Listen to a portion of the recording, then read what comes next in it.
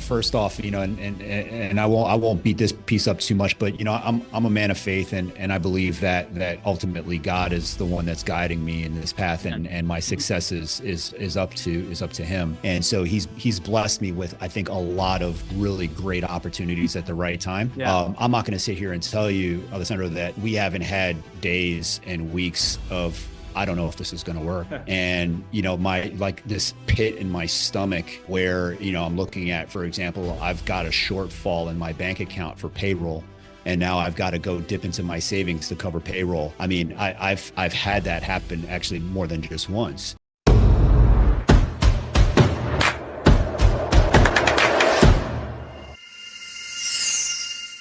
Hey guys, welcome to the Grow IT podcast. Your host here, Alessandro Cutri, joined today by none other than the Miguel Edwards. We'll be diving into his story, a little bit about his company, FiveM Consulting, and much more. So definitely make sure to stick around. But without further ado, I'll kind of just kick it on over to you, Miguel, if you don't mind just introducing yourself and telling the audience a little bit about you and how you got to where you are today. Yeah, fantastic. Thank you so much for having me on, Alessandro. I appreciate it.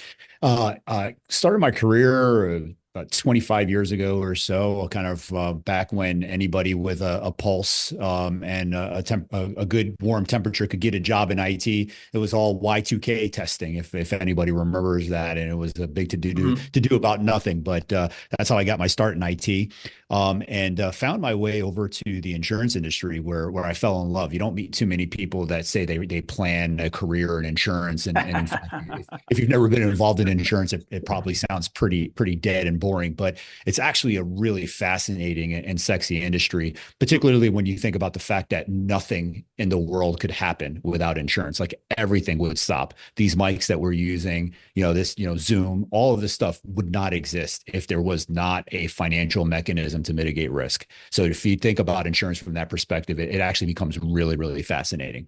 Yeah. So I found my way into insurance, and obviously from a technology perspective, and as I learned more about the industry and wanted to learn more about not just the technology, but the actual products and the services and the ecosystem, I started finding myself in a position where I was bouncing back and forth between business and IT. So learning about the business and then using my technical skills to figure out how to enable, Yeah. and then kind of going back and learning more about the business, and it's a multifaceted business, so there's always something to learn. Yeah. But I always kept getting drawn back to technology, because that's obviously where a lot of my interest lies. Yeah. I've worked for some of the largest brands in the world from an insurance perspective, and built a career along those lines. Learned a lot about leadership when I worked for Allstate. Allstate spends an awful lot of time and money training their officers on how to lead the organization, and that leadership training ignited yet another passion of mine, which is really motivating groups of people to do impossible things. And so the kind of the confluence of technology, of this industry that I'm in, and then my passion for leadership took me to a place where I wanted to have as much impact as possible. And when I was faced with the opportunity, really mostly from a financial perspective, to kind of launch my own company on my own, I jumped 2 feet into this about 2 years ago, and started FiveM Consulting, which is a technology and operations consultancy that focuses firmly on mid-market insurance companies. And how was that like transition, right? Going from, because obviously this is your first company, right? FiveM. It is, yeah. How was that going from, always, because I see obviously you were being a CIO, you were COO at Allstate, right? You were always in Yep. these executive positions, but then going from that to then, having your own company, how was that? How was that transition for you? So there is a whole lot that I think, as corporate folks, that we take for granted. There because there is somebody for everything when you think about all of the different elements of the business. Up into and including even me having an executive administrative assistant that would help me with travel booking, and just figuring out the mundane aspects of life. But at the end of the day, when you found a company, especially when you're trying to bootstrap your operation, Yeah. you have to do everything. I've got employees for which I had to launch a health insurance plan. And if you've never tried to launch a health insurance program for a company, you're like, this is insane. and Yeah. just the amount of time and effort that goes into learning the process and what all the qualifications are and the different state regulations. I mean, it is extremely humbling for me. And when I see other entrepreneurs, especially successful entrepreneurs that have been at it, I'm like, God bless you, man, because it's been 2 years and it's Yeah. been quite an experience in learning, even up into and including, when you have employees and resources spread across the country, there are different state regulations that you have to follow Yeah. across, each of those dynamics. And, again, just being expert in that is interesting. I'm not I don't consider myself particularly a good salesperson. Hmm. I can speak and I can sell an idea, but what I also gained an appreciation for is that business development, sales is an actual skill. It's Yeah. not just somebody who just knows their stuff and can talk a good game. I mean, there's a process, there's an approach, there's a technique, which I don't have. And I've Yeah. had to learn that, and, in Yeah. terms of being the chief salesperson in this little startup. So just myriad things that you just have to really just open yourself up to. You have to essentially be willing to start over and throw all of your executive pride out the window and say, I'm here to learn Yeah. and learn all of these nuances of small business. Isn't I think that's the most fun part about being an entrepreneur, is Mm-hmm. having to pick up all those skills and learn, become proficient at least, the foundational stuff. And like you said, Yep. when it comes to sales, I think one of the biggest mistakes that, I talk to a lot of technical founders who maybe don't like sales, or they don't gravitate towards it. Right. And so Right. they choose to ignore it and say, hey, like, I'm Right. just gonna hire someone for that. I'm going to hire a salesperson. They'll do the selling for me. And it's Right. like, you can't do that in your business, right? You have, and typically, like, if you want to hire a really good salesperson, like you said, it's a skill. They're going to cost you a lot of money, right? So That's exactly right. it's not going to be like a cheap hire for you. And so I think a lot of founders have a misconception that they don't have to learn sales, when actually I think it's one of the most foundational skills that you have to learn as a founder, because you're always selling, right? Like you're selling, not even just in business development. You're selling, clients. You're Sure. selling them on the vision. Especially if you're in consulting, right? So there's always an Yeah. element of sales that's involved in whatever you do within business. So I love that you bring it up, Agreed. and the fact that you recognized it, right? And you're like, hey, I know I Mm-hmm. have to continue to work on this in order to continue to grow the business as well. So 100%. what would you say, like, for like some of those technical founders that are maybe potentially listening, that don't want to maybe take a step into that role? What maybe helped you out, because obviously you came more from a technical Mm-hmm. background. How did you start learning more about the business development and the sales side of things? So, a couple things. One is, one of the first things that I did was I hired a business coach. Hmm. I hired a coach that I found that specializes in boutique consulting, Hmm. and he helped me. And his story, by the way, was very similar to mine. He spent, 25, 30 years in corporate, as a marketing executive, and then decided to launch his own business. Yeah. And what was really fascinating is that, he helped me realize where a lot of my insecurities lie from a Hmm. sales perspective.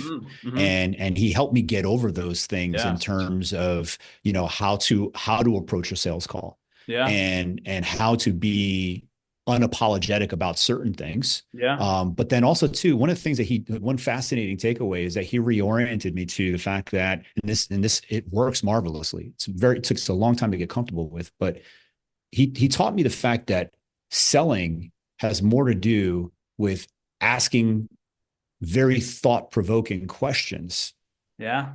in a way that shows that you have insight, but without necessarily making declarative statements selling yourself.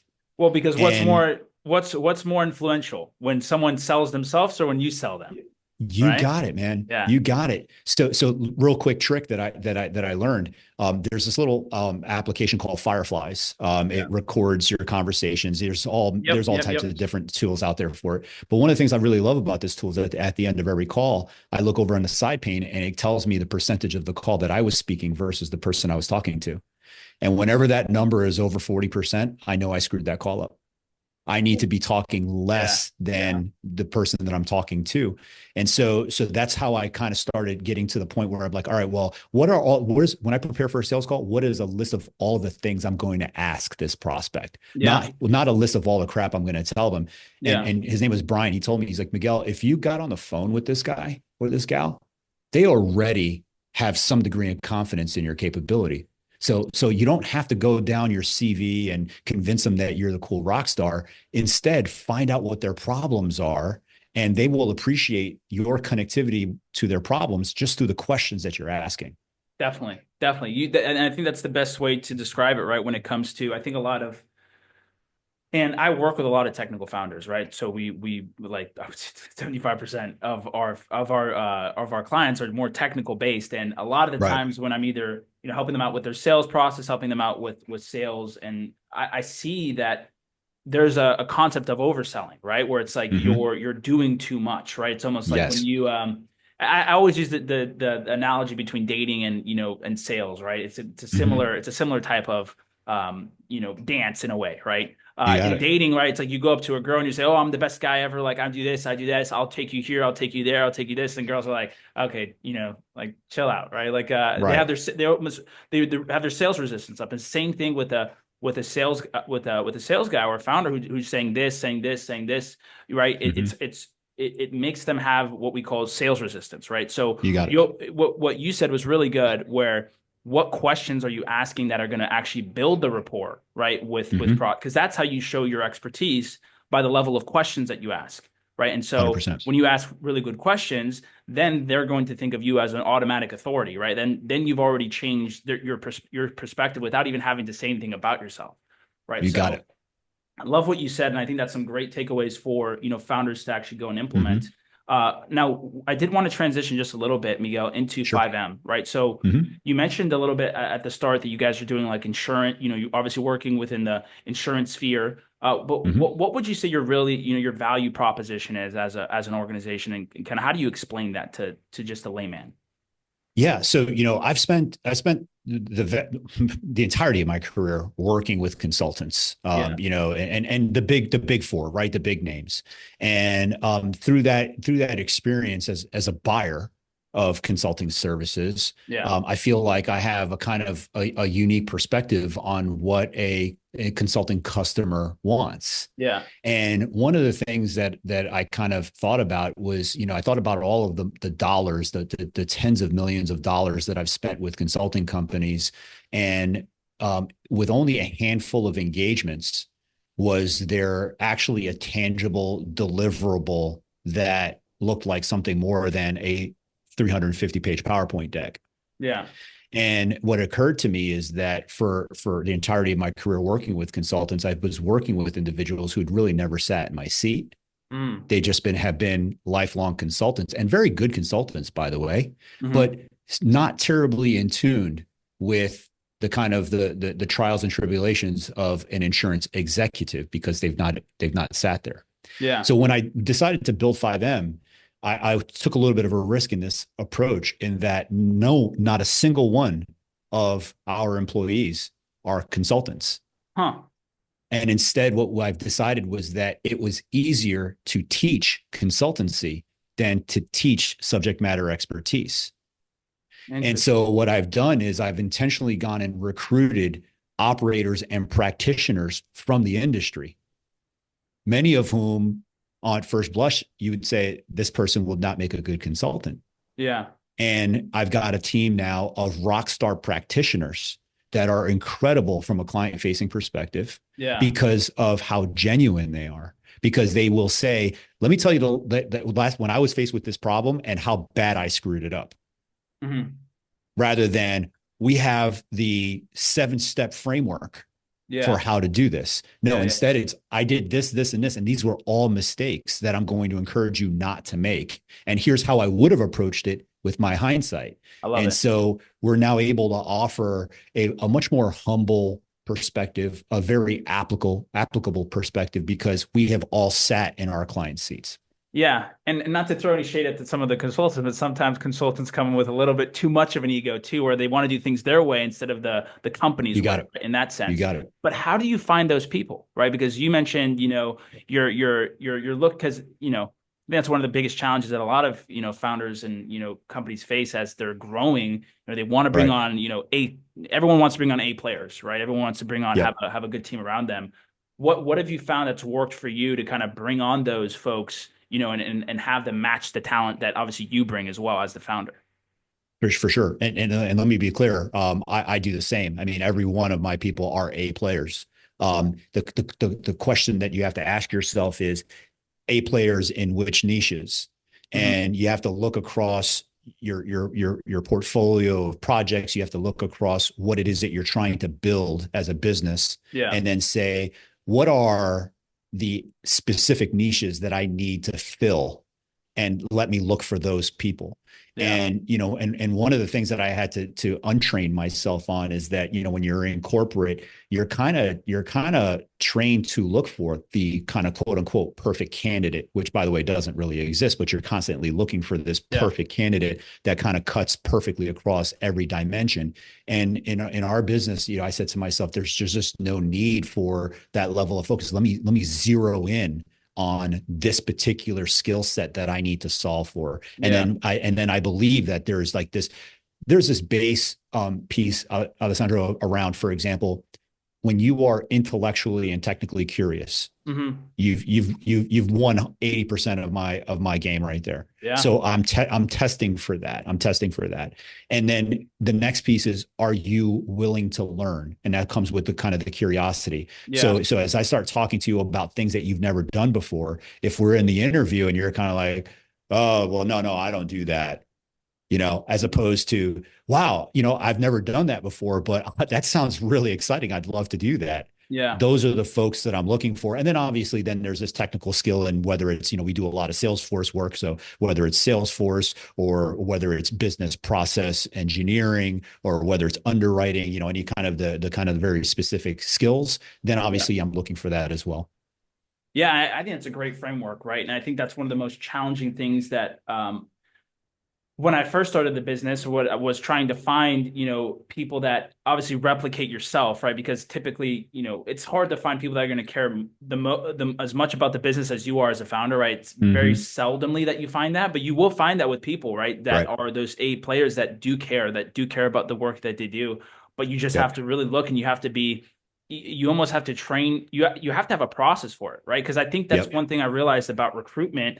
You just like, oh yeah, just interview them, and if they feel, like, I feel like a lot of founders like, oh, if I interview them, ask them some questions, I feel good about them, like, okay, that's what I'm gonna do. Mm-hmm. Obviously, there's somewhat of a gut intuition that is used Sure. within hiring itself, but you have, like you said, you have to look for, and I love that you mentioned that the skill set. Okay, like what skill set do I need, and does this person Mm-hmm. have that skill set, or do they have other skills and I can train them easily on the skill set that like how much do I have to train this person to get them up to speed? And You how got much it. are they going to fit into the culture as well? Right. And You so got it. I think that it's a great point, and it's one thing that you always have to have in the back of your mind. I don't think enough found, and I think that's why so many hires go wrong, right? Because I think it's like Yeah, 50% of hires end up to be bad hires, right? So it's like exactly. you're shooting barrels, right? So Yeah, it's important to have that process. And if you can even confidently say that you have a team of full A players, I feel like that's what helps you grow your business, right? That's 100%. because at the beginning, right, like as a founder, you are the business, right? Because you're Hmm. doing everything. And then as you continue to grow and as you continue to add people,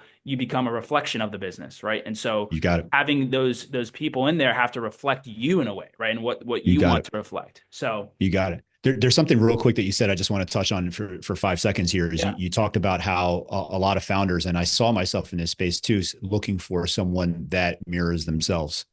And I had that conversation with my wife, and she kind of looked at me like, why are you taking that approach? That's not the way you normally hire. yeah, And she reminded me that I have so many gaps that I yeah, need to hire somebody who is almost diametrically opposite to me. And my number two, this guy Frank, he's like, I love him to death. He's very opposite in me in a lot of ways, and he creates this balance in our Yeah, organization that's so amazing. His attention, I don't have any attention to detail. This guy is drilling into every cell on the spreadsheet, and we need that balance. You need that dude. balance as a founder. So 100%. No, and I think that, I mean, thankfully, I have that balance with with one of my partners. He is mhm. like the polar opposite of me, right? And we Yeah, always yeah, talk about them like I'm the yin to his yang, and it's like you got we're it. two different skill sets that are really good at one thing, and it's like when you put those skill sets together, that's when you have like a really good type of partnership. Or You even when got you're it. bringing in a good employee, is like, do they complement you in where you're weak, in the areas that you're weak as 100%. well? Yep. So I'm curious just to dive a little bit into, because you mentioned you've it seems like you've been in business for what, 3 years now. How long have you guys been? We're going to turn two in May. Okay, so you guys, it seems like you guys have had some pretty fast growth, for being in Yeah. business just for 2 years. What's Yep. been like, what would you say has been the secret to that? Obviously there's not one thing that you're doing, but like what's helped you guys grow along the way and kind of scale as quickly as you have?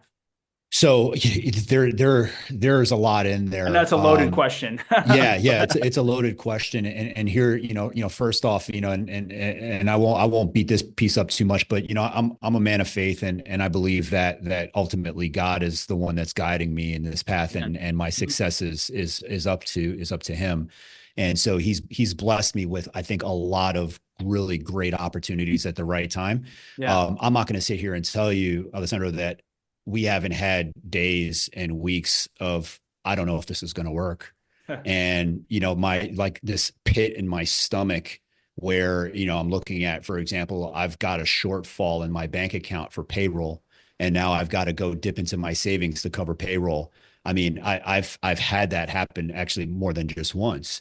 And, so I don't want to sit here and make it seem as if this has been like some amazing rocket ship ride. Yeah. There's been a lot of ups and downs. Yeah. I will tell you that, and again, this is something else that my coach helped me with, is your network is so incredibly powerful, Yeah. and we underutilize our networks to a great degree. And by the way, for any young professionals that are out there, it speaks to how important it is to build your network and invest in your network from day one. So, you're 23 years old coming into the workforce. You need Yeah. to make building your network a priority so that when you turn 45 and you want to be an entrepreneur, you've got 10,000 really powerful connections that are out there fighting for you Yeah. because they love you and they're in your network. So my network has really, it came alive. When I decided to launch, I made 1,000 calls, and Yeah. I basically just saying, "Hey, Alessandro, just wanted to let you know what I'm doing. That's all. I mean, I'm not asking you for business. I just want you to know, let you know what I'm doing."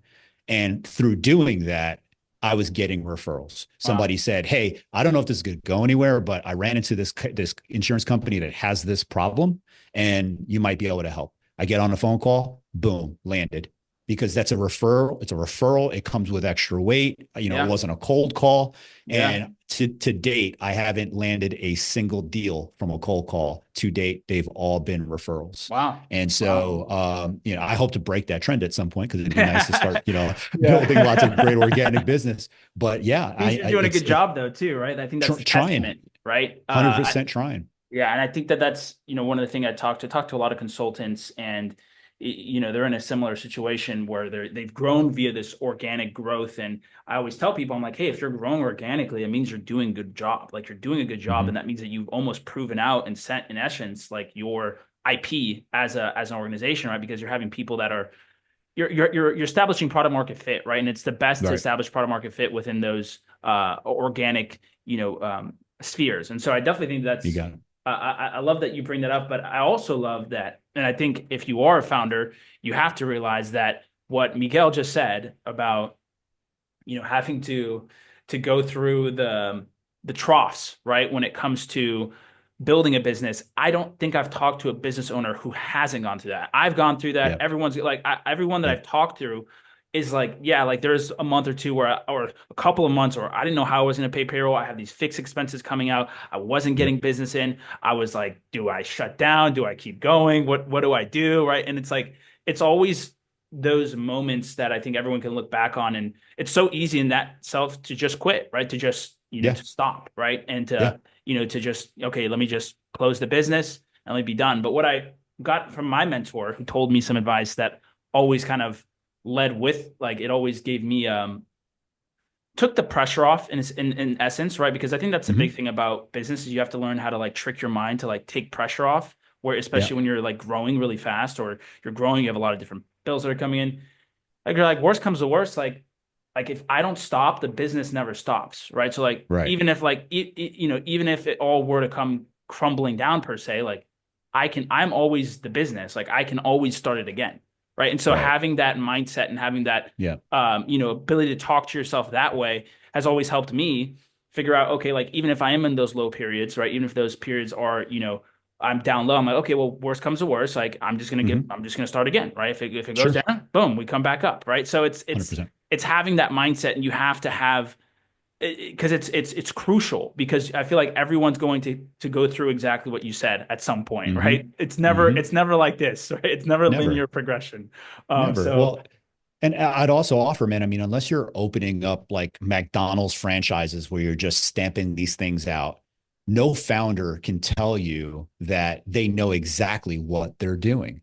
yeah, Every new business comes with a new set of circumstances. And so to go into that thinking that you're going to nail it 100% of the time is you're just asking for disappointment. So instead, I've had to train myself to take the approach to say that every setback is a learning opportunity, and to expect the setbacks, and then just ask yourself what you learn. I'll give you one quick example. Everybody says, when you're starting a new business, cash is king. Cash is king. So what was I doing? Every day, log into Chase, see how much the bank, who paid me, how much cash is in the account, how much cash is in the account. And so I was managing in my mind, managing my business. Yeah, I have a P&L off on the side, but I'm managing my business based off of my bank balance. Then one day I get an email from QuickBooks telling me, well, it's that time again, and we're going to cut a check for $43,000 to the IRS. And I was like, holy crap. Like I wasn't ready for that. And so yeah. now I've got this setback from a cash flow perspective. And then what that taught me is you're not cash managing correctly. You got to go and look at your statement of cash flows. You got to look at the liabilities on your balance sheet. You got to manage this more proactively. And it was a learning lesson. So now I don't look at the bank balance anymore. I'm on the balance sheet, watching my liabilities accrue, and I'm looking at my statement of cash flows, understanding where my cash is going all the time. And it was a good learning lesson. It was an expensive one, but it was a learning lesson. Yeah, and I think cash management is like one of those things that after you kind of start to have the scares of the payroll, you start to get way better at, right? Yeah, You're like, wait a second, like I need to exactly. make sure I have this amount of this. I don't want this stress anymore, right? You You're got like, I don't it. want to You go got through it. this again. You But got it. it's all like you said, you have to almost give yourself grace in that sense that especially if you're a first time entrepreneur, like I am myself, this is my first business, so I make a lot of mistakes, right? And I'm always looking Hmm. back and I'm like, ah, man, I wish I would have done that differently. Or I wish I didn't do that. But I think Right. it almost comes with the territory because you haven't done it before, right? And everything That's is so right. new, and you're still learning on the job, right? You're learning That's as you right. go, and you can't expect to have everything figured out either. But I think just having the willingness to learn, just like as you're looking for the employee who has that willingness to learn. It's the same thing with the Right. founder. You have to have that like tenfold. You have to always want to be learning, right? Like you're always trying to do something better, always trying to add a new skill set into the arsenal because that's how you're gonna stay ahead and continue to grow as well. You got Because it. and it's a beautiful thing, right? Like I said, like if you love learning, if you love the mission from it, it should be one of the funnest jobs that you ever have, right? In that sense. Amen. But hey, Amen. Miguel, it's been an absolute pleasure getting the chance to Yeah. talk with you, man, and hear a little bit more about what you guys are doing at FiveM. I definitely think it's something, inspiring and also cool to watch. And I'm excited to see where Appreciate you it. guys continue to go, especially given the fact that you guys are just 2 years into this. Yeah. Most businesses don't become like even good businesses until 5 years, right? 5 to 10 years. Yeah. Sure. Right? So excited to see what you guys continue to do. If people are listening to this, they want to check you guys out or want to check you out. What are some good ways to go and find you? 100%. So I am super active on LinkedIn. So look me up on LinkedIn, Miguel Edwards. We've got a YouTube channel called 5 Minutes, and we publish a lot of videos. They tend to be very insurance focused, Okay. but there is some technology trend stuff in there. And then if you want to visit our website, it's 5M, the letter M.LLC. And by the way, connect with me on LinkedIn. I'm always open to chat with anybody who's willing to talk to me. I'm willing to talk to you. So love the connectivity. Beautiful. I will include both of those in the description. Make sure to go check out Miguel and the team. Thanks again. If you guys did make it all the way to the end, make sure to like, comment, and subscribe for more content. We hope you guys have a great rest of your day. Thanks again, Miguel. Take care. Thank you, man.